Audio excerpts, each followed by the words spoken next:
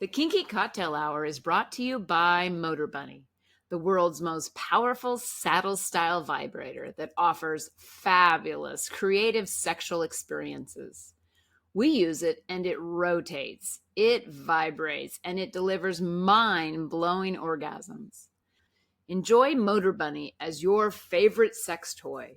When you order the Motorbunny, multiple attachments are included along with the Link controller, which allows wireless control from anywhere.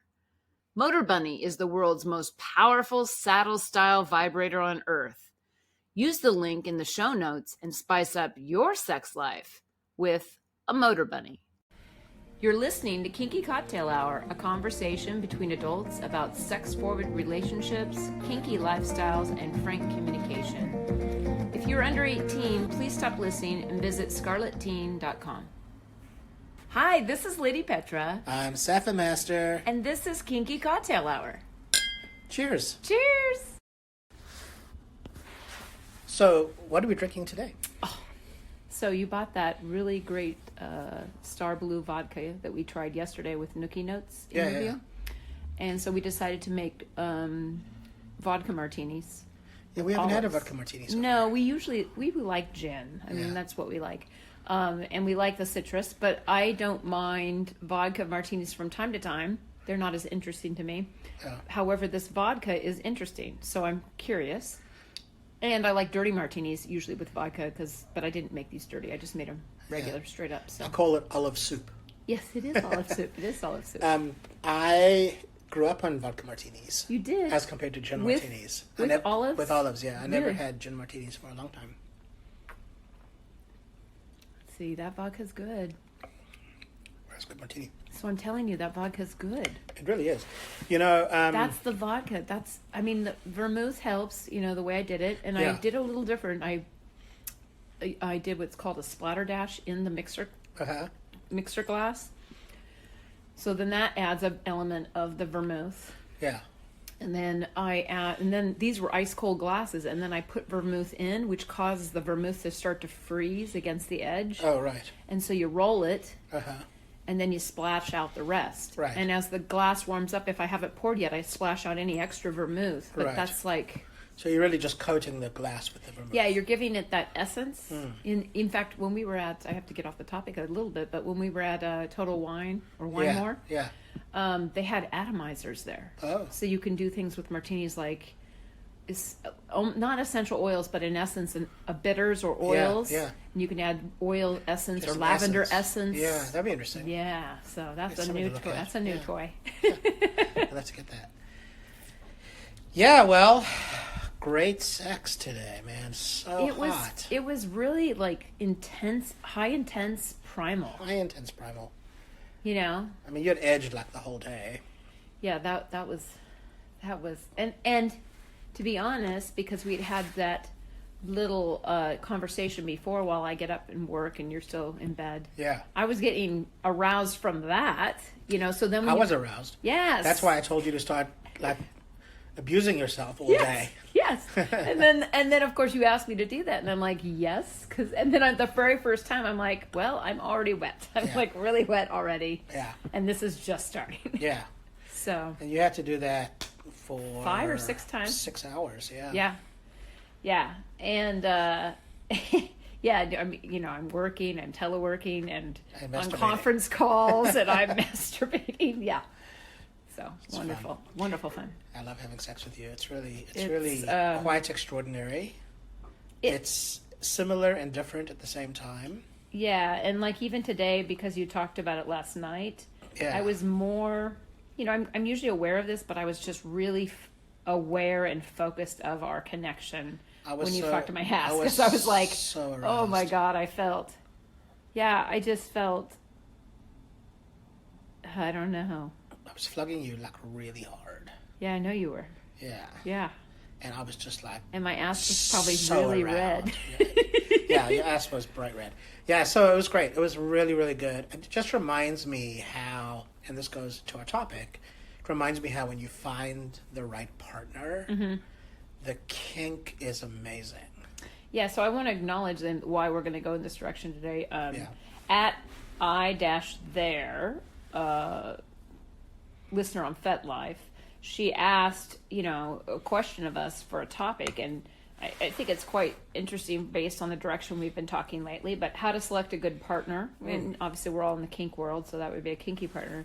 And she meant specifically like the important things to look for, not just only am I attracted to this person, because we all know, and that I think falls right in line to a conversation about this. In attraction matters, yes, there has to be attraction.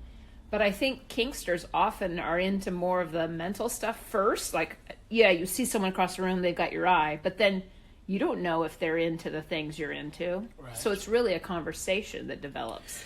No, I mean, it's true. Like, I was really attracted to my wife, and we were completely incompatible. Yeah, I mean, yeah. I get that. I get that. There have been people I've been attracted to, and they weren't attracted to me, let's say. That happens too. Or they're really attracted to me. And you're not attracted to them. And I'm like, I didn't even know you liked me, or whatever. Yeah, and so I think if I were to be crystal clear about how to approach this topic for an individual, if you're sitting there thinking, how do I attract the right partner? Yeah. I think it begins with, what do you want? A self-inquiry. Like an inquiry. Yeah. The source of our entire coaching program is self-awareness. Yeah, I mean, that's when she wrote that question. That's the first thing I thought of was, wow, the coaching plan that we have, which the normal coaching plan is a 90-day program.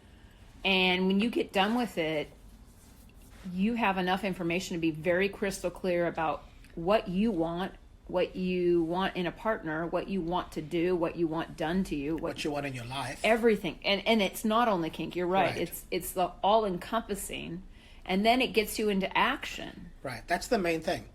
So how do you attract the right partner? Well, step one is you figure out who you are, what you're interested in, what you want, and you have to be completely, authentically straight with yourself. That's key, because I know FetLife is interesting how it says you write, I love it, or I'm curious about it, or I hate it, or on the fetish list. Yeah, on the fetish list. Yeah. And you and I have spent time on that fetish list just together in thinking of topics and realizing, wow, we're really kinky fucks, basically. We really are, yeah. But Based on their fetish list. Yeah, but I've also seen people just extrapolate on those fetish lists, and they're not really, and they're just they're trolling. They're putting things down that aren't authentic, and it doesn't matter if they haven't tried or not, because you can be curious about stuff. That's not what I'm saying, but I mean really inauthentic things. Yeah. And that's where you need to do is put the work in. If you haven't built your profile on FetLife, and I'm not only promoting FetLife, that just happens to be the forum we're using right now, but you should be authentic about what you put up there. It should really represent who you are. and what you're looking for, not hoping that if I say this. I think that people use FetLife for different things. Totally. Nookie Notes has Dating Kinky. Right. And I haven't spent a lot of time on that site, but the premise is that you're fishing for a partner in the kink pool. Yeah, it's not necessarily relationships; it's just partners. Right. Now, what you and I are speaking to is, how do you find the right partner or the best partner for you, the partner that you're most compatible with, where the potential for relationship exists. Yes. Yeah. Where your freedom to explore that part of yourself that is hidden from view is available to you, where you're comfortable in your own skin and you're not embarrassed about what you're seeking or asking for or wanting to do.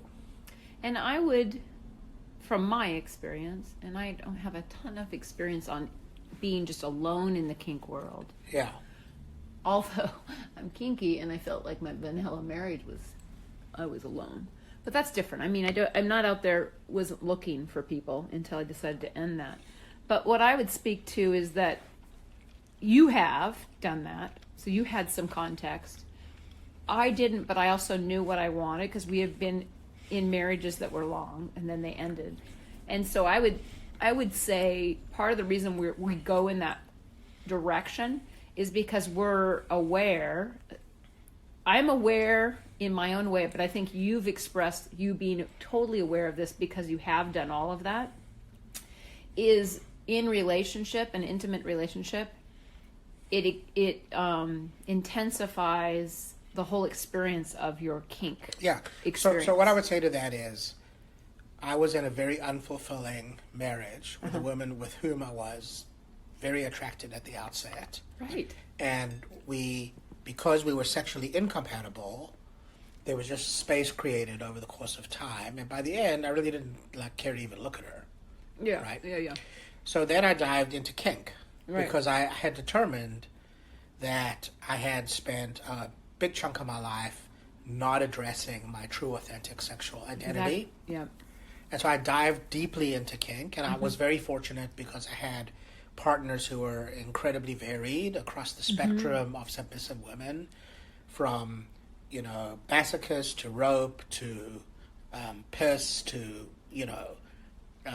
just submission. Discipline. I mean, all parts of your lot kink. Of different. Because again, kink isn't always sex, but the reality is all parts of kink. All parts of kink. I really explored my experience in kink, and what I discovered was kink was great. I had great sex. I had a great time. Yeah. But there was still something missing. And the thing that was missing was my desire to have an intimate partner.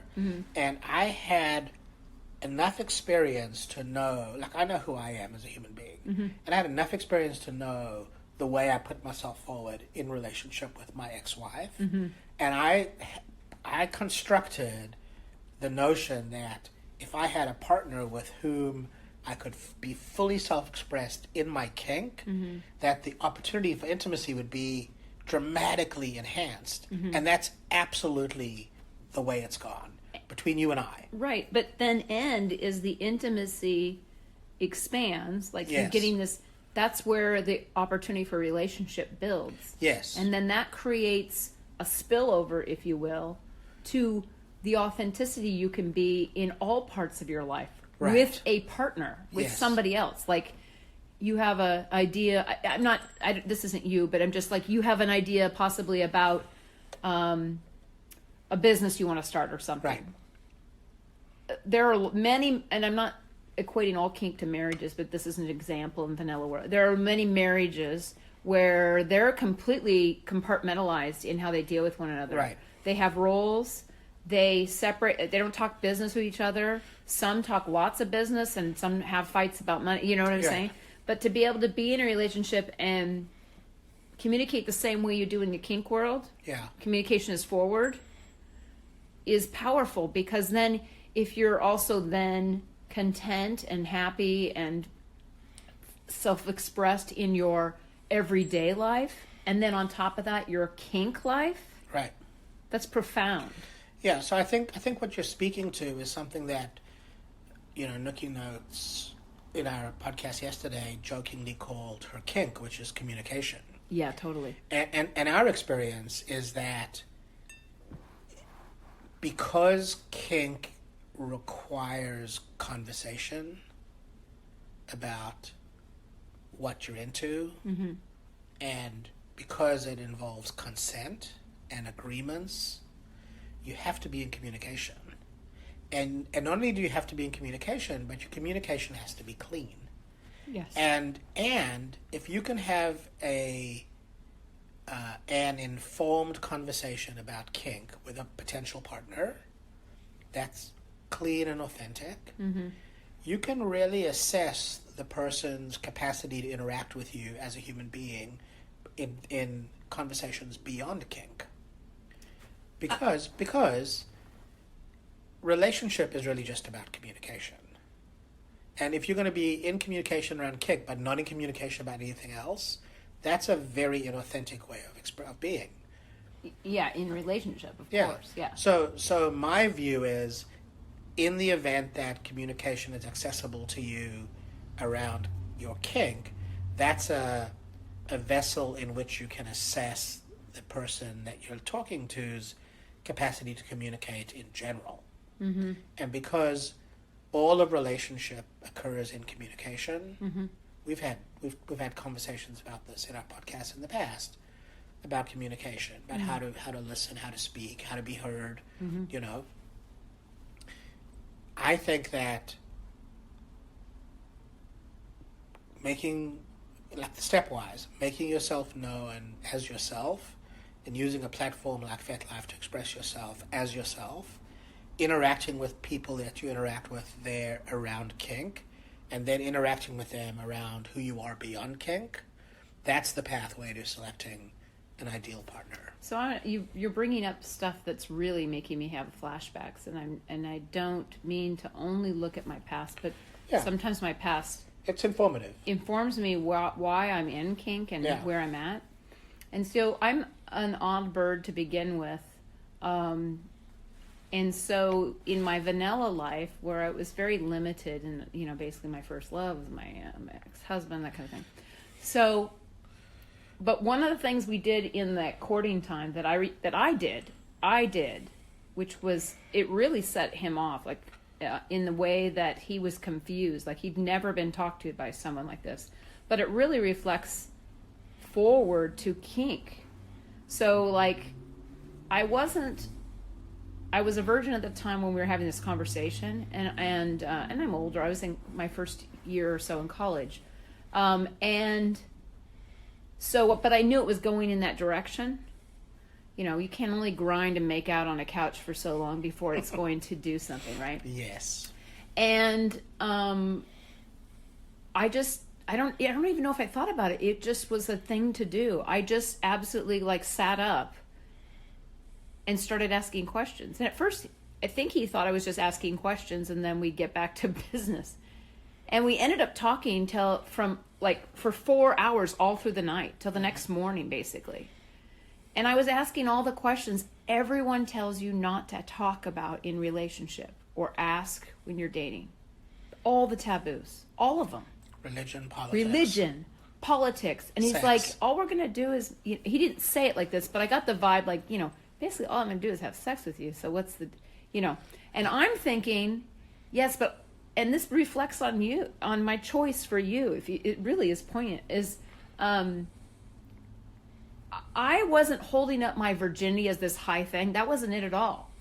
It was about, if I choose you, I'm choosing you. And I got to know that there's an alignment here. Right. Because anyone I choose, in my vanilla context at the time, is a potential for me. I was not about wasting my time just to go get fucked, because I could use toys for that.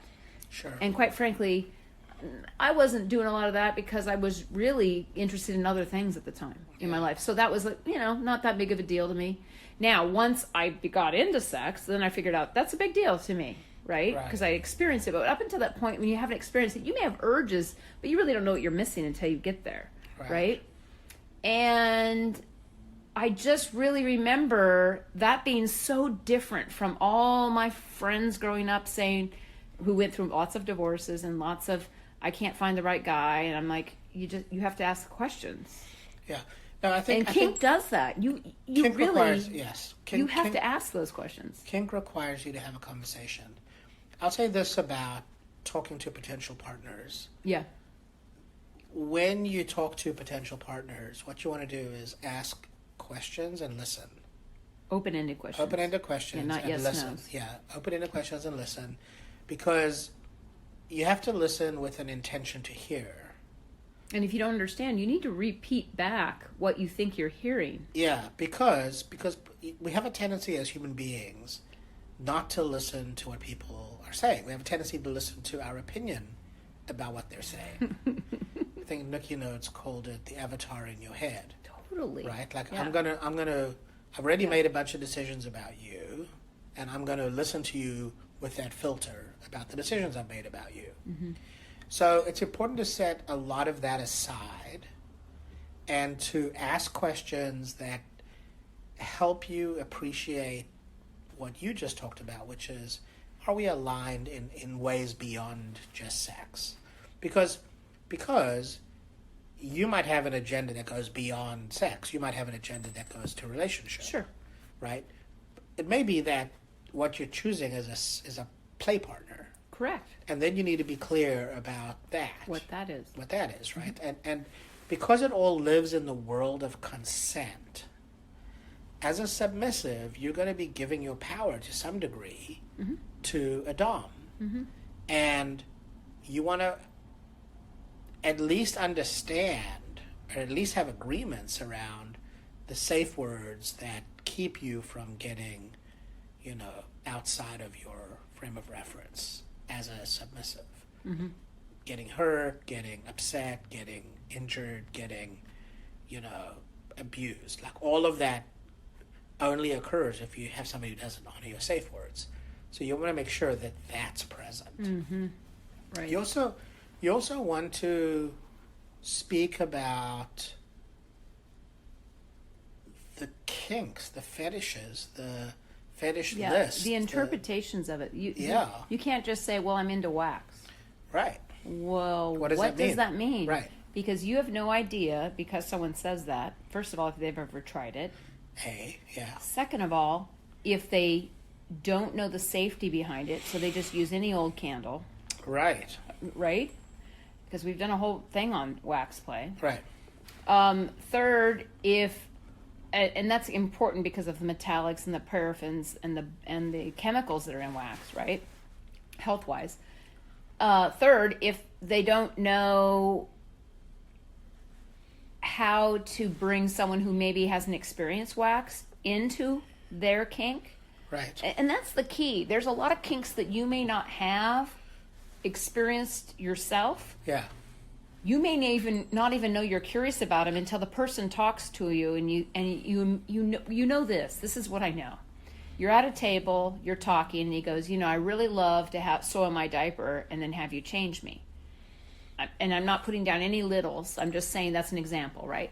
And I'm going to have a reaction to that. It could be that my reaction is, oh, that's curious. Okay. Yeah, that's interesting. And I'll think, I've never tried that. It's curious. Or I could have a reaction like, no, that is not my thing, right? And there's other reactions. But what I'm saying is, having those conversations allows you to say, no matter how hot you think someone is, because that's the wrong reason to get into a play situation if the agreements are that you're going to honor each other's kinks and explore them, right? Now, maybe you're in a play relationship where, obviously people have a lot of different kinks, and they say, well, yeah, but all our agreement is to have rope play. That's what, and that could be sexual or non-sexual. Right. But we've agreed your specialty is rope play, and I really like that, and we don't really align on any other level, but as play partners, we may be really good together. We may be really good in rope play. Yeah. And here's the thing, like if your intention is play, right, and not relationship, right, you might have a bunch of different partners. That's what I'm trying to say. And you might have partners who you can relate to inside of a particular context of fetish, like rope or wax or big little play. And even in the kink world, there's fetish. The fetish would be, I just want to have vanilla fucking sex. Absolutely. With no attachment. I just want to have that. Yeah. So, I mean, there's many different compartments, and then maybe someone fits 3 of your bills or whatever. There is no right or wrong answer. No. But you need to select partners who are integral, are looking for consent, right? You're in agreement on. Are authentic. Are authentic. You have good communication with. Yeah. And then you can, and you need to be upfront with your own desires. Like if your thing is you meet someone and they're like, I don't know, I'm just experimenting, I want to play. Your kinks align, you think this would be fun. But your agenda is, I want to be owned by this person and relationship. And they haven't expressed that. You're bringing something to the table, and that's where any relationship, vanilla or not, has issues because people's expectations are so vastly different. Yeah. That their agendas are different. Yeah. So, there is an opportunity to relate to somebody in kink where you haven't a lot of experience as a kinkster. you know yourself to be curious about these various fetishes, and you want to have somebody with whom you can explore those fetishes. Totally. And it's possible that they don't have a lot of experience either. Yes. And that's okay too. That's totally okay. Yeah, because you can grow together inside of a kink. Yes. Right? What's more important is that they're authentically curious and authentically interested in your well-being, and they're interested in learning as much about it as they can, as you experience and learn as much about it as you can. And I think that's a valuable experience. It's hugely valuable. Yeah. In when you're speaking to where you want to go in your kink. When we talked, and I'm looking real quick because I'm not that great. It was, who did we talk to Kinky Introverts. Yes. We were taken by that couple. Yeah. Because for one, they're super adventurous. Extremely bold and adventurous. And in the kink world, and what's so great, what a great bonding way for both of them, is they're, I think one's got a little more years than the other, but they're both within 5 or under years, something like that. And what's great, what they were doing is they would just pick things and kind of experiment. And some of them they've never tried, they had no idea, and they're doing it their way. There is no rule on how to do it. You can gain better skills from people who specialize in certain kinks. Of course you can, particularly if you're talking about caning or rope, things that could be dangerous at times, right? There's ways to learn with things, but you don't have to. Right. You don't have to. You could decide that your caning is literally tapping someone on the ass and it doesn't leave a mark, and that is your caning, and no one can tell you you're not caning. No, that's absolutely reasonable. Yeah, what I loved about the way that they approached things was that they said, kink is a interesting place. There's hundreds of fetishes. We don't know what any of that is, but we kind of are curious about it. So why don't we try them all and see if we like them? But what I love is they try them at their level. They know each other well enough to know when he was doing bastonado on her feet. She made cues to him, verbal cues right away, like, I like that. Yeah. Like, I really like that. She was arching her foot more. Right. She was like, I can feel it vibrating to my pussy. Yeah. All those things, right? And to be a fly on the wall, which we got to be during the lab, which is so amazing they let us into their life like that. Yeah. Was fascinating just to see how they interact in a way that is so powerful. Yeah. For their dynamic, for their relationship. But my point is, though, that what they did was they said, we don't have any experience in kink, and we're going to explore kink together. So they formed a relationship in kink, and they decided as a couple to explore kink together. And they've taken it on, like you point out, at the level that whatever they are. Yeah. And as they discover a kink that they really are interested in, like, for example, they're both interested in cutting. Yeah. Right? So as they discover that, they're going to take cutting deeper. It's a bit of a pun, but yes, deeper. Yeah, right? That is. They're going to take cutting deeper, but they may not take caning deeper because they may try it and go, yeah, that's not really our scene. And there's nothing wrong with that. That's the thing, there's nothing wrong. Right. I remember when we first met and you were talking about claiming me. Yeah. And it took a couple more meetings before we got to that point, because the whole point behind us meeting in that kind of way was me getting to completion. Correct. And so I had proceeded in my divorce in such a way, and I wasn't pushing you per se, and I don't think you were over anxious, but the timing just seemed to work where I was far enough along into my doingness of what I was doing. Yeah, you were technically separated. Yeah, we were separated at the point. Yeah. That it was like kind of time. Okay? Right. Exactly. So here I am. I'm very attracted to you. I love your company. You make me a little, at the time, not now. Maybe you want me nervous now, but I'm not nervous around you now. I really enjoy your presence around me. It's very uplifting. But at the time, it was so new. I was like, and you got to imagine, I come out of a 30-year marriage. I'm like, what the hell am I doing? So And you had told me the whole time along the way you're a sadist, and you had had me do things, and I remember thinking that some of these are painful, but I don't know if I like it, or maybe I do like it, or I'm experiencing things, but I can't discern whether what I'm experiencing is pleasure with that, but maybe it is, because I'm not totally telling you no. And so, I'm having all these things. And then you go to caning, because that's part of the claiming. And I remember being like, I remember working it up so hard in my head, like, but I don't know if I can do this, right? But I also remember very clearly, I never said, oh, no, fuck no. Right. Like, I never said that. What I saw was an individual who could show me things in the world, and I could experience things with that person. And I didn't really know what that meant yet, define, because we were going to be playing is what we were going to do. But I thought, what a opportunity to be able to try this, So your fear, get over that, because... Yeah, the difference between kinky introverts and us is that I had experience. Totally. And you had no experience. Right. So the way it occurred for me was, here's somebody who presents herself as a submissive and a masochist, mm-hmm. who has shown me she's a masochist. She doesn't present herself as a masochist, but she's shown me she's a masochist. Mm-hmm. And now I'm going to claim her, which is to take her beyond her experience mm-hmm. and immerse her in the kink world and take a journey with her down the rabbit hole. And I'm very experienced, and you have no experience. None. And so the thing to keep in mind is that did not occur in a vacuum. We had talked for months. There had to be a lot of trust in that situation. We had absolutely a lot of trust. Even if I didn't feel like I knew you 100%. Because like when you're in person, it's totally different than all these conversations.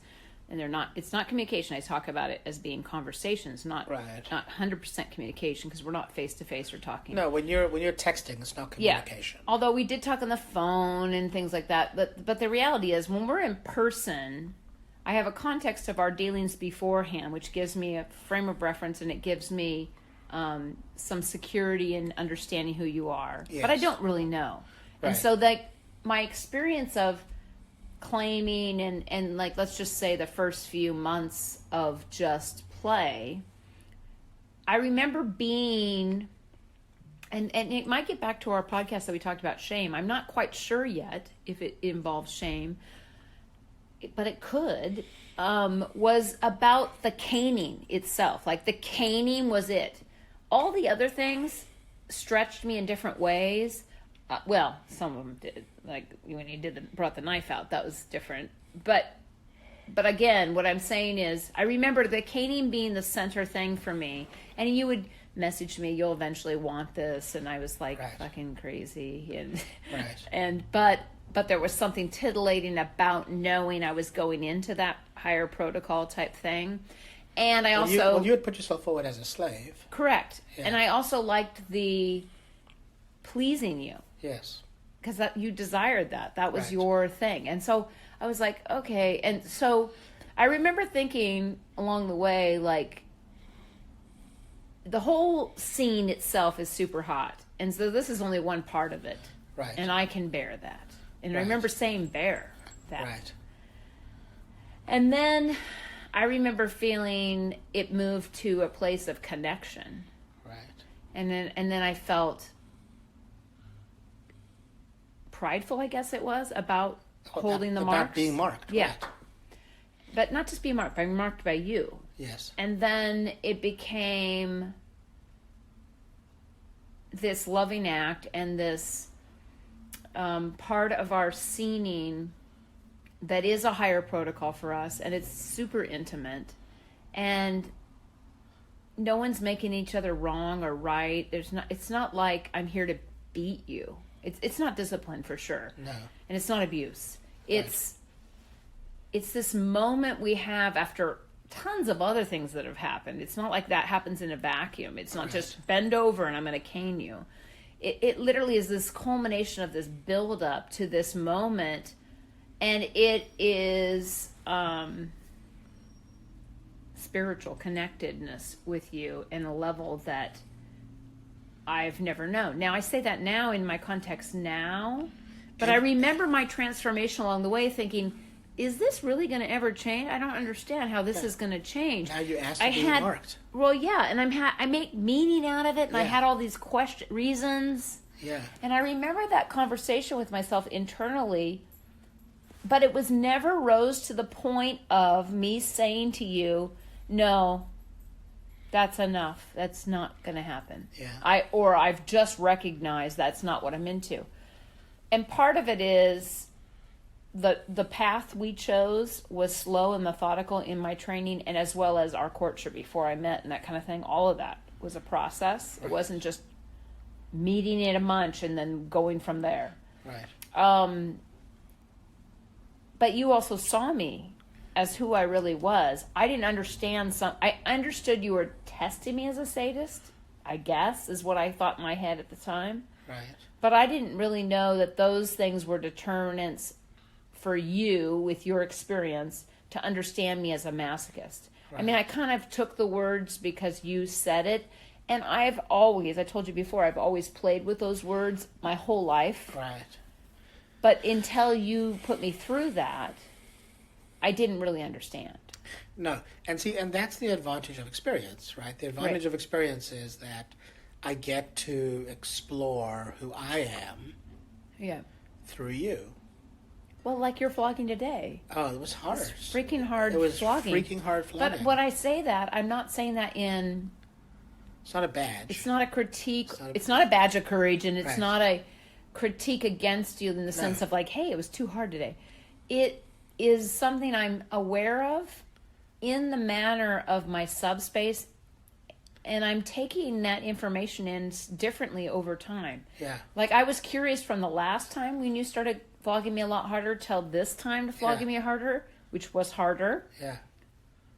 How would I experience that? And I was like, I hate telling this to say this. Of course.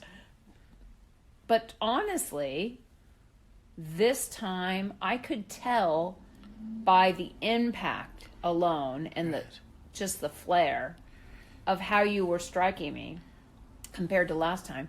But I was interpreting it different today. Well, see, the thing of it is, it's impact play. Yeah, well, and you said this would happen. I did say this would happen. Yeah, it's impact play.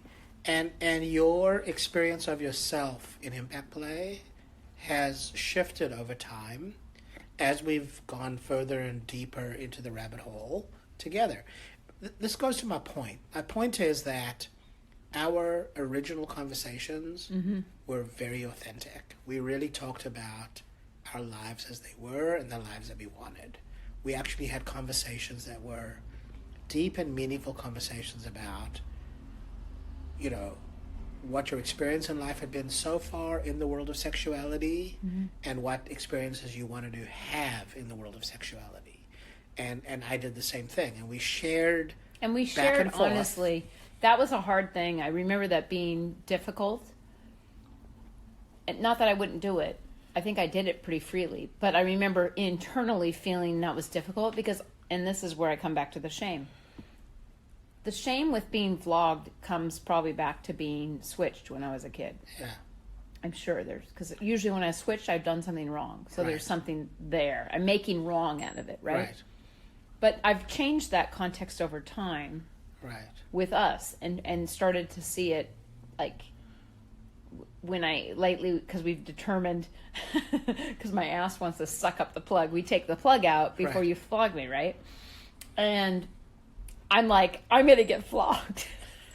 And well, I mean, go back. Do you understand what my mind is doing at that point? I'm like, I'm going to get flogged, and I'm being flooded with hormones at that moment. Like, he's going to do it right now. Right. Well, I mean, the reason we've chosen flogging as the main experience of impact play is because, you know, I would flog you, I would paddle you, I'd cane you, I'd crop you. You articulated that you preferred flogging. I don't know, and I have no idea why. But however, you've been experimenting with flogging, and then once I'm warmed up. For a year. I've been experimenting with flogging with you for a year. Correct, but lately, Yeah. Because we've had more conversations. You've been experimenting with flogging and then incorporating paddling. And how does that? How do I interpret that? And I brought that forward to you because I said there's something that happens when my ass warms up in the way you flog me. Right. And it make me experience cropping or paddling or things differently. And what I was trying to bring forth to a sadist, of course, but what I was trying to bring forth was we've tried cropping straight in the past, first in the past, and that somehow sets me off. I don't know why. Don't prefer it, yeah. It's just something that sets me off. And paddling is mixed. It depends on what implement you're using, hand versus implement, whatever. And if you're using those methods, let's just say to warm my ass up, those are always way more agitating than if you flog me. I don't know why. Yeah. And then to have you flog me and then experiment, we've noticed there's some changes, a few changes with how I experience other implements. Right. And for me, I think it's fascinating that's what I understand the physiology behind it, but I also think it's fascinating on how I'm ready to interpret. Yeah. So this goes to my point, right? My point is that I selected you as a partner based on conversations, on tasks I've provided you, on my expectations of who you should be to satisfy me, and my experience of myself as somebody who's explored different levels of kink, right? Right. And I made a very specific, intentional act. I took very specific intentional action to put myself forward exactly as who I am. Well, that's what I want to speak to, because that would help her, I think, the listener that had this topic or question for us, was you were extremely intentional on, it wasn't just like I just happened to put a profile. You actually worked with someone, you put together some type of messaging in your about who you are and what you're looking for, seeking. Right. You're seeking. And put yourself out there in the universe. And literally, I must have contacted you in the first week you had it up. Absolutely. But other women did too. So I get all that. I remember it speaking to me because it was very eloquent, so don't get me wrong. But it's not like it was some magical poem that... It wasn't poetry. No. It wasn't like that. It was just straight. It was literally that when you read it, for me, I could hear it speaking to me. I was like, what? That's not right. I'm going to read that again. And I'm going to stop the music I was listening to in my ear because I was trolling. Let's be honest. I was trolling for dominance. And I had gone through... I had been doing this for days, looking in the Seattle area, and I had been started A's, and like I've said before, I finally got tired of A's, and I went to the end of the alphabet and started going backwards, and then some of the letters are quite frankly dumb. Right. So I just skipped letters, and it ended up at S, and you happen to be S-A. Right. And I was really at the end of my rope. I thought, maybe I need to go to a different site or something. This site's good for certain things, but maybe it's not where I'm going to find someone, because it seems like this is ridiculous. And then I read yours, and I read it the first time, and it stopped me, because I was listening to music while I was doing this, because I was just entertaining myself. And it stopped me. I was like, I'm going to go back and read that again. So this time I read it again, still listening, and then it stopped me again. So then I took my music out and stopped, took a couple deep breaths, and actually just said, okay, I'm just going to read this as if I'm a submissive that he's looking for. Right.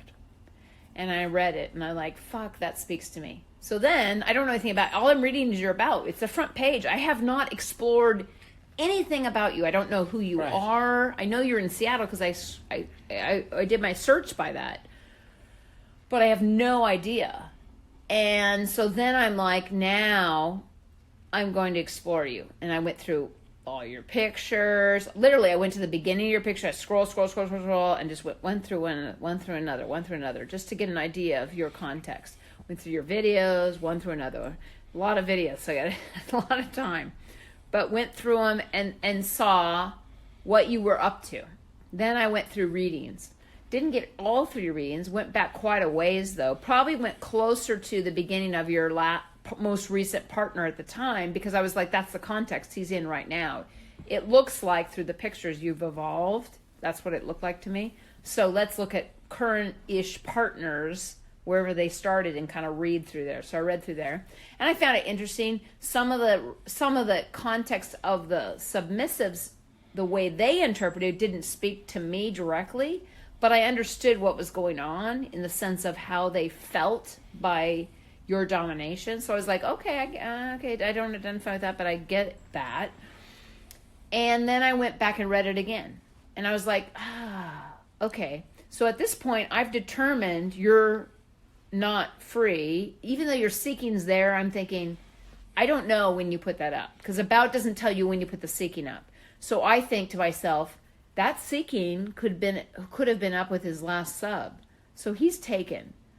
But I have to talk to this individual, because how he spoke in that seeking post is profound. And maybe he knows somebody I can meet or connect with. Literally, that was exactly my context when we first started. And I basically posed you these kind of sterile questions. Well, you did. And so the thing is, and my seeking post is in my writings, but my the thing of it is that what that post was about being authentically myself, about who I was looking for, and also who I put myself forward as. And I didn't know that context, because the way the about is on, the way Fit Life works, it's just there, right? And your life is showing something else.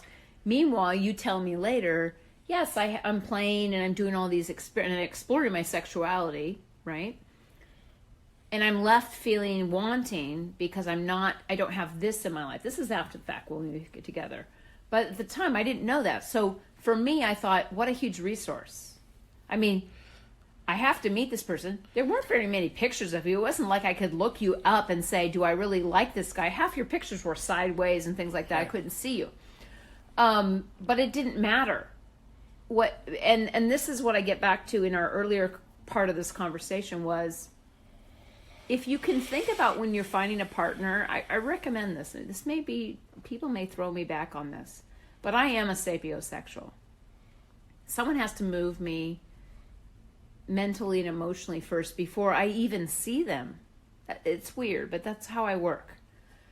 However, I think that's a blessing sometimes, because you get to the core of a human, a person, that you might, if you were only purely the average human, because I think sapiosexuals are actually premier humans, you are constantly trolling for this look or this person, right? You have no idea what they're bringing to the table. You have no idea what they're interested in. You don't know anything, but you see someone and you go, blah, blah, blah, I've decided this. Based on probably my story and my context of living, I was shunned a lot of times in that arena, so I couldn't use, or I thought I couldn't use that arena as my strength or attribute to finding a potential partner, whether it was vanilla or kink. I knew I had something about me that was different. And so then in turn, if I internalize that, I naturally see people that way. Sure. And so it's difficult for most people, because most people aren't wired that way. I'm not saying you have to be that. But what I'm saying is, if you get in that context, I think it's very helpful, because in essence, when you wrote your seeking, that's the context you were in. Absolutely. Yeah. Yeah. No, what you're speaking into is a listening called, I'm a dom and I'm seeking a submissive who aligns with me. And that message landed for you. And that's my point, right? Like, I knew exactly who I was. I'm definitely going to put your seeking post on this podcast. Yeah. I knew exactly who I was, and I knew exactly what I was looking for. Like I was precisely clear about that. You didn't know what it would look like. I didn't know. But you knew I didn't know what it looked the like. attributes or the things that you needed. Yeah, and I spoke into that, so you can look at it like this. I spoke into your listening what you wanted to hear. You're right. Yeah, and without me knowing you. Without me knowing you. I literally read it and was like moved. Yes, it's like exactly. reading poetry. Exactly. I spoke into your listening because I knew exactly who I was and what I was looking for. But here's the thing: so did you. Well, you know that about me because I said I have always wanted a dominant. Yeah. To choose and to follow. Yes. And had never had that. Right. And your speaking it wasn't just any dominant. No. It was your speaking into what you wanted. Yeah. So that's my point, right? So it's huge. So the question was, how do you choose the right partner? You've got to know exactly who you are and exactly what you want, and so do they. Well, and then we talk about our partnership in our dynamic like being a magnet that sticks together. Like in my marriage, I was like a North Pole, my wife was a North Pole. And so the magnets repelled each other. Yeah. You and I are like a North Pole and a South Pole, and we like stick together, right? Well, and if we were superficial, things like that would disrupt the array of dynamic. Let's just say my surgery on my leg. Well, now I can't stand, right? Right. So that could, in particular dynamic, a non-authentic where they're not communicating, it's all right if me not standing is a frustration for you as a dominant. That's not what I'm saying. No. That would be a conversation we have, and I would say to you, I get you're frustrated. I'm equally as frustrated. Yeah. But can we think of something different that you can decide so that I can still be your submissive for you? We didn't even have to talk about that because we're already in that place where it was just like, this is what's so. We're just going to deal with it. It doesn't change our dynamic. Our dynamic is 24/7. We're TPE. So the idea is we'll figure it out. Right. You're extremely patient with me because, again, my shoulder's going out now. And the idea I move slowly to try to prevent myself from hurting myself. Right. And we get everything, I mean, I'm speaking for myself purely. I get what I'm needing out of the dynamic right now, even in this rehab compromised state, right? Right. Yeah, because the compromised state isn't the issue. And it's not forever. It's not forever. It's temporary, but it's not the issue at all. Like the issue is our dynamic, right? Well, and the idea is you're looking for someone to gift themselves to you. Completely. To submit to you. Yeah, to offer myself. Because it's a total power exchange. So, and see, like the thing is, like I knew that's what I wanted. Like, and I spoke to that. Yes. And what you heard was somebody say, it's kind of like a siren call. Like, come here. Totally. Come here. Totally. Right? And you were like, I'm coming. Right? Well, yeah. And see, and that's exactly what I'm talking about. It's like, you can't do that unless you have like complete self-awareness. You just can't do it. Well, and I speak to your integrity. I mean, this moved me probably the most in the beginning phases. Yeah. We had talked. You had mentioned this a few times, but it didn't become profound until, I mean, I was getting, like, I want to meet this guy. Yeah. Like, this is before we met. I was like, okay, I'm ready to meet him. Right. And I thought to myself, as a submissive, should I ask for that? Should I just say it? And so I didn't, but I was like but you had said, there was one moment, maybe you had an urge to see me too, because you were more adamant about it. Right. You said, or trying to be clear with me, I think that was the deal, is you said, listen, if we go down this rabbit hole, it's too profound for you to ignore and turn away. Once you see it, you're not going to unsee it, in basics. Yeah. And that you need to get complete. And so I remember saying earlier on, like, okay, what do you mean by complete? Because I wasn't quite sure. We weren't speaking the same language yet. Right.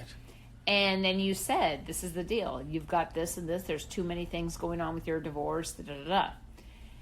Well, you hadn't separated from your husband yet. Correct. And what was amazing is I remember going to, because I was in separate bedrooms but not officially separated yet. Yeah. And I remember going to my room and thinking, oh, what the fuck is he talking about? What does he want from me?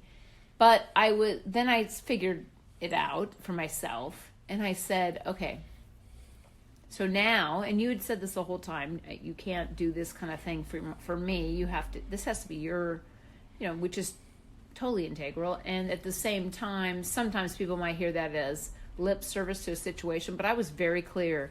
I was making huge decisions in my life, and so I was very clear that I was already on this path. I mean, we go back and find out it was 10 years I was on this path. But the reality is the opportunity to find someone to connect with that I actually initially early on, even though I connected with your about, I said to myself, even if this only lasts a period of time, this person might teach me or open doors for me in a way that I'm unable to understand. Sure.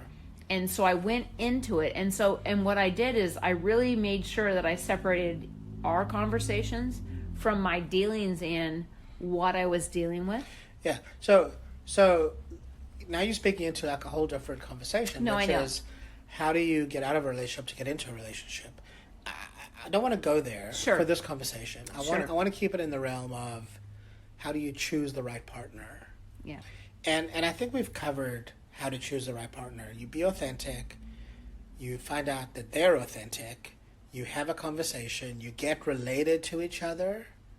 You find out that you're both in agreement about like the scope of your relatedness, whether it's like a full-blown relationship or whether it's narrowly defined as play. You get related around that. You make agreements around safe words. You make agreements around sexually transmitted diseases and safety. You can incorporate contracts if you choose. You can incorporate contracts, but you make agreements around what the scope of your relationship is, and it all lives in the world of communication. And as long as the communication is clean, you have a chance to find a partner that you can be with, and whether it's in play or whether it's in relationship. You have a chance to find a partner that you can be with. And we're all human. Yeah. So the reality is, it's really, really important to not think there's perfect. There's no perfect.